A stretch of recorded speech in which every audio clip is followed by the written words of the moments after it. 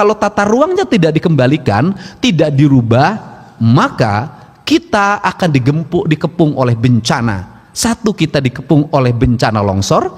Kedua, kita dikepung oleh bencana banjir. Yang ketiga, Assalamualaikum warahmatullahi wabarakatuh. Bapak-bapak, ibu-ibu, ini yang kita salutkan dari Kang Deddy Mulyadi ya. Ini benar-benar ya, ide cemerlangan begitu ya, selalu ada ya bapak-bapak, ibu-ibu. Dibandingkan dengan gubernur lain, jujur ya, saya lebih suka Kang Deddy Mulyadi ya. Kang Deddy nggak cuman ngomong ya, turun langsung. Dan mohon maaf nih, bila dibandingkan dengan gubernur contohnya Jakarta ya, gubernur sebelah cuma bilang mudah-mudahan nggak terjadi ya. Seharusnya kan kasih solusi apa seperti apa. Oke, daripada kita banyak bicara, mending kita dengarkan nih pidato dari Kang Deddy Mulyadi yang begitu banyak daging yang harus kita serap ya. Semoga terhibur. Yuk bapak-bapak, ibu-ibu, kita lihat pidatonya. kemudian yang berikutnya ada problem sosial dan problem ekologi serta problem psikologi publik. Adalah banyaknya desa yang terjadi penumpukan orang, yang akhirnya orangnya mengambil daerah bantaran sungai, mengambil daerah hijau dengan jumlah ruang rumah. Saya katakan dengan jumlah ruang rumah yang sangat banyak. Hari ini sudah tumbuh di Jawa Barat, terutama di daerah Karawang, Subang, Purwakarta, Bekasi, Bogor, Kota Bekasi, Depok, yaitu rumah-rumah yang sempit diisi oleh beberapa keluarga yang bisa mencapai satu rumah sempit itu tanpa kamar dihuni oleh 22 orang. Efek psikologinya, ini perlu saya jelaskan, efek psikologinya adalah timbulnya berbagai problem penyakit sosial. Di antaranya adalah pelecehan seksual terhadap anak-anak di bawah umur. Faktor rumah tanpa sekat. Setelah itu adalah aspek lingkungan, di mana banyak anak yang terlantar, ditinggalkan oleh ibunya pergi keluar, tidak kembali, kemudian ibunya meninggal atau anaknya meninggal, besoknya dia dititipkan di kakeknya, dititipkan di pamannya. Seringkali menjadi problem mereka mengalami pelecehan seksual anak di bawah umur, dan ini di Jawa Barat jumlahnya sangat banyak, cuman tidak terekspos secara terbuka karena menyangkut privacy bagi anak-anak di bawah umur. Problem ini harus diselesaikan baik dari sisi ekologi maupun psikologi maupun dari sisi tata ruang. Dan di sini kita mengalami problem tentang tata ruang.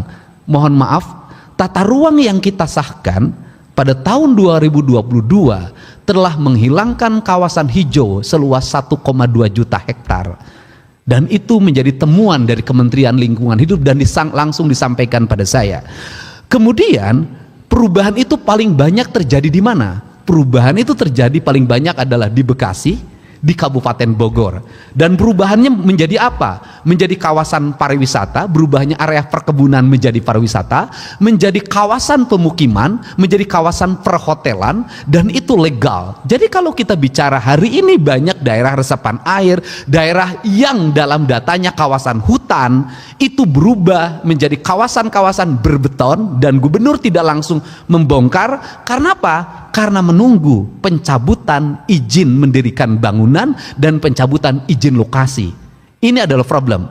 Kemudian yang berikutnya harus dilakukan, walaupun dilakukan 5 tahun sekali perubahan tata ruang, mau tidak mau pada tahun ini kita harus segera melakukan perubahan. Karena kalau tata ruangnya tidak dikembalikan, tidak dirubah, maka kita akan dikepung oleh bencana. Satu, kita dikepung oleh bencana longsor.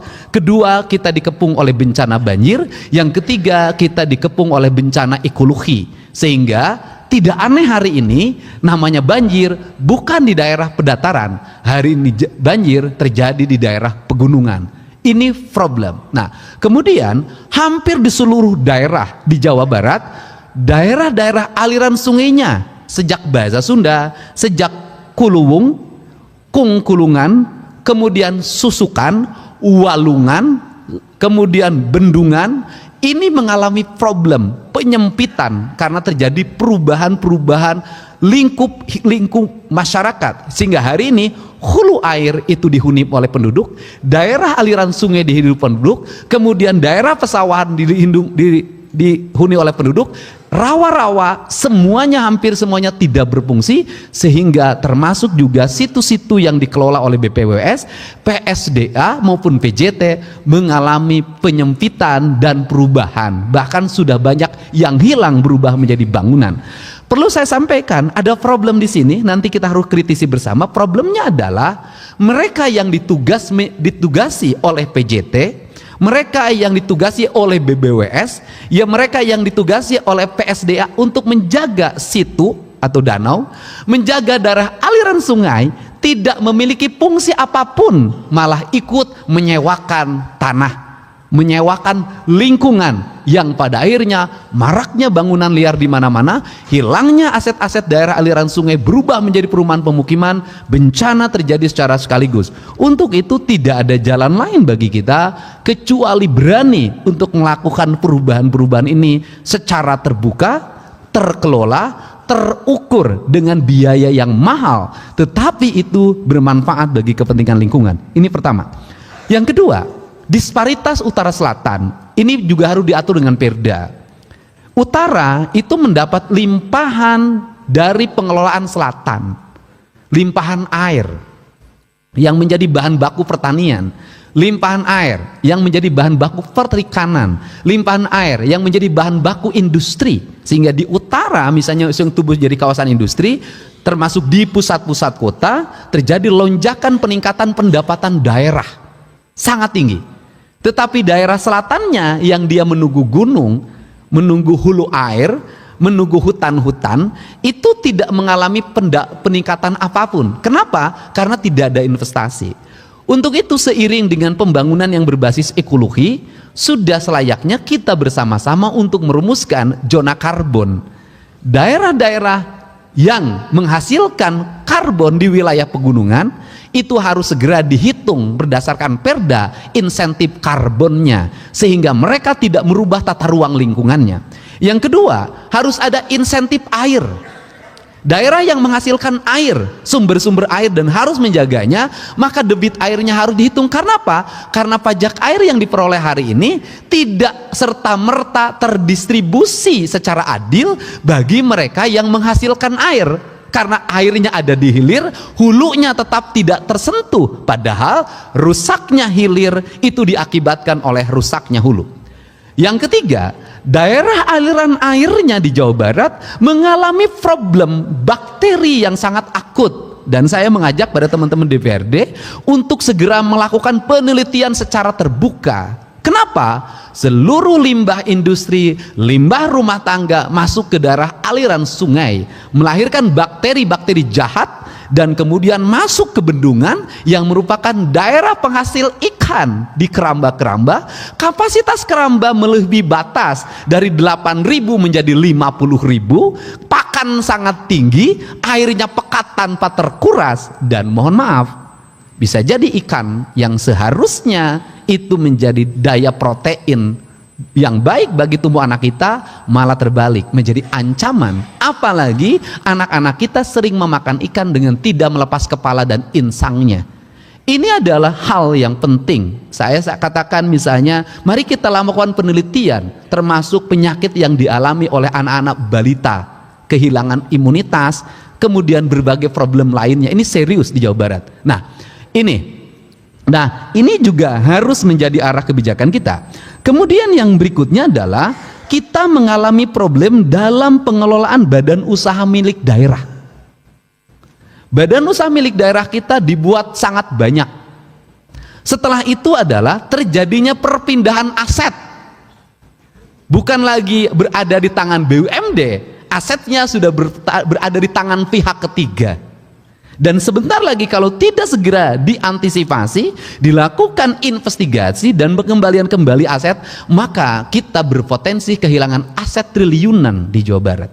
Untuk itu saya sampaikan pada sekretaris daerah, segera persiapkan pengajuan Raperda BUMD, menggabungkan seluruh BUMD di Jawa Barat hanya satu BUMD saja, tidak usah terlalu banyak, satu tetapi terkelola dengan baik. kecuali Bank Jabar tetap harus dipisah karena itu sudah menjadi sehat dan besar. Ini adalah faktor-faktor yang menjadi problematika di Jawa Barat. Kemudian yang berikutnya arah kebijakan tentang pendidikan. Nah, ini perlu disampaikan bahwa yang disebut dengan rata-rata lamanya sekolah di Jawa Barat 8 tahun itu bukan anak yang sedang sekolah. Tetapi seluruh Jawa Barat dihitung penduduknya dari mulai 1 tahun sampai 99 tahun.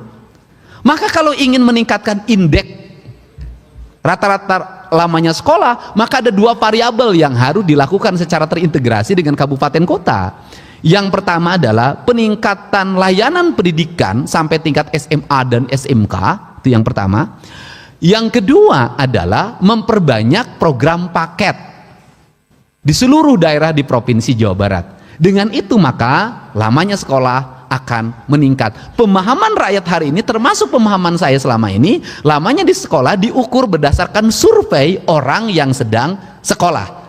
Nah, jadi kalau indeksnya harus masuk, maka dalam perspektif yang paling dekat, misalnya RT RW, Linmas, kemudian anggota BPD, kemudian Bamus LPM, kemudian PKK, Posyandu, itu merupakan target awal bahwa mereka berpendidikan minimal SMP atau SMA, dan itu bisa masuk di program desa. Di setiap desa nanti membuat program paket, dan itu masif di seluruh Jawa Barat. Ini cara strategi yang akan dilakukan. Nah, ini adalah prinsip-prinsip dasar yang menjadi arah kebijakan, arah pembangunan ke depannya. Yang terakhir adalah investasi. Nah, hari ini kita bisa melihat bahwa buka toko manual terjadi antrian, buka pabrik manual terjadi antrian. Maka konsekuensinya adalah di bulan Agustus ini insya Allah sudah bisa kita gerakan, walaupun industrinya belum terbuka semuanya, yaitu lamanan kerja melalui media online, dan kemudian perusahaan tidak mesti membuka lamanan kerja, tetapi perusahaan tinggal mengakses data bursa kerja yang disiapkan oleh Dinas Tenaga Kerja Provinsi dan Kabupaten Kota. Kemudian mereka memanggil dan kemudian mereka menginterview, kemudian mengasesmen dan sampai menerimanya. Tetapi seluruh ini tidak mudah, karena banyak perusahaan-perusahaan yang memiliki ego sektoral. Mereka juga punya kepentingan para HRD-nya untuk memasukkan orang-orang yang menjadi bawaannya dari kampung halamannya, dari desanya, dari wilayah dia berasal. Ini juga problem. Setelah itu juga ada problem lingkungan, di mana seringkali tenaga kerja direkrut itu dikelola oleh lingkungannya masing-masing, dan seringkali yang berdomisili di lingkungannya tidak menjadi prioritas. Kenapa? Karena dia tidak bisa memberikan uang, sehingga ada perubahan KTP segala macam. Itu adalah bagian dari bisnis ilegal dalam rekrutmen tenaga kerja. Nah, ini adalah rangkaian-rangkaian arah kebijakan yang harus dibangun secara bersama. Kemudian yang terakhir adalah orientasi membangun percepatan dan pertumbuhan. Tadi sudah saya sampaikan, ada daerah penghasil yang kelebihan fiskal, misalnya kayak Kabupaten Bekasi, itu mengangkat ASN-nya tahun ini mencapai 9.000, karena mungkin kelebihan fiskal. Tetapi di tempat lain, itu dengan P3K saja sudah rontok APBD-nya, tidak punya lagi kemampuan untuk membayar pembangunan.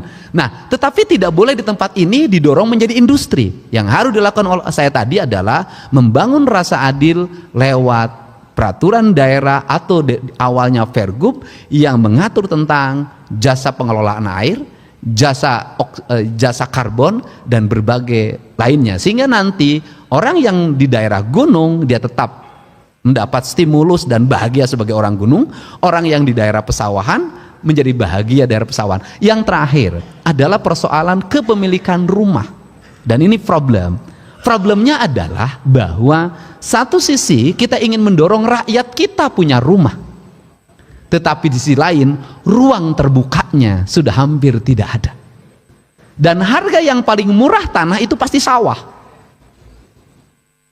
Pilihan yang paling murah untuk membangun rumah pasti sawah, karena lahan kampung itu sudah mahal, lahan pekarangan itu sudah mahal. Ini juga harus ada desain ke depan. Desainnya adalah bagaimana rumah dibangun dengan menggunakan tanah yang tidak terlalu luas tetapi bisa membuat nyaman orang. Nah, misalnya kita kembali membuat peraturan tentang di daerah-daerah tertentu di Jawa Barat sudah tidak diperbolehkan rumah ke samping, tapi harus ke atas.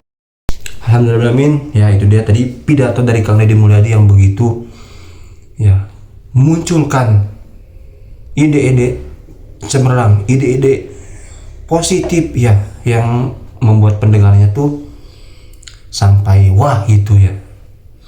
Jujur sih ya, saya mendengarkannya pun ikut terbangun gitu ya kalau mendengarkan pidato dari Kang Deddy ya, Bapak Ibu. Dan yang saya salutkan lagi ya bukan cuman itu, tapi dari kerja nyatanya juga, itu yang saya salutkan ya. Jadi menurut Bapak Ibu gimana dari tentang pidato Kang Deddy tentang cara supaya nggak banjir dan yang lainnya? Silahkan di komentar ya. Semoga sehat selalu yang menonton video ini. Terima kasih. Assalamualaikum warahmatullahi wabarakatuh.